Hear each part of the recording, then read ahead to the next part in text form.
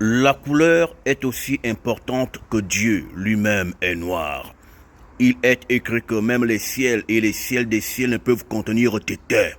Mais dans Apocalypse, il est écrit que Tario s'environne des eaux sombres et obscures. Cette obscurité qui environne Dieu là, c'est son propre corps.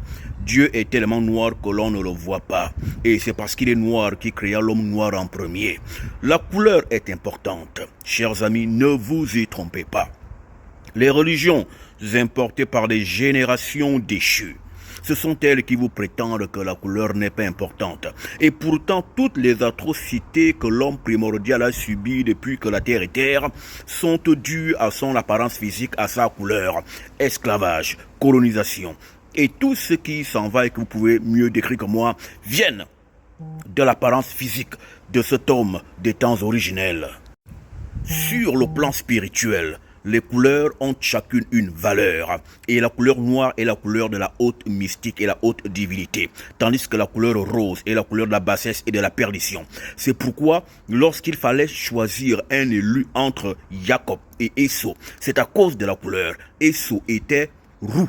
Il était rouge, il était rose de peau et Jacob était noir. Et c'est pourquoi le choix de Tétin se posa sur Jacob. Parce que sur le plan spirituel, le rouge incarne la guerre, la violence, la déchéance. Et c'est le rouge qu'on appelle à notre époque aujourd'hui la couleur blanche. C'est pourquoi à chaque instant du temps que Tétin, par le manifeste de ce dont Tétin devait faire valoir et faire voir sa gloire, les individus blanchissaient. Par exemple, lorsque Tario devait manifester sa gloire au devant de Macamaron, qui avait usurpé le poste de pharaon en Égypte, il envoya Moïse pour qu'il lui manifestât sa puissance et Moïse devint blanc devant le Macamaron pharaon.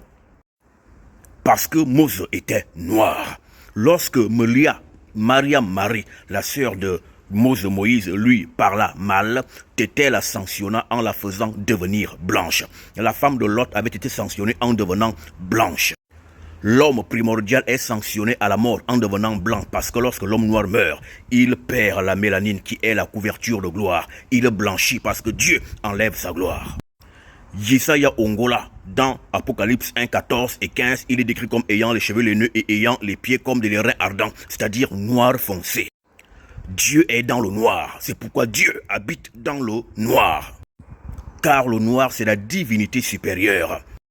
Toutes celles et ceux qui vous disent que Dieu n'a pas de couleur, ce sont les religions démoniaques et sataniques. Sortez de là et sachez que la couleur est importante. Parce que Dieu en accorde une importance.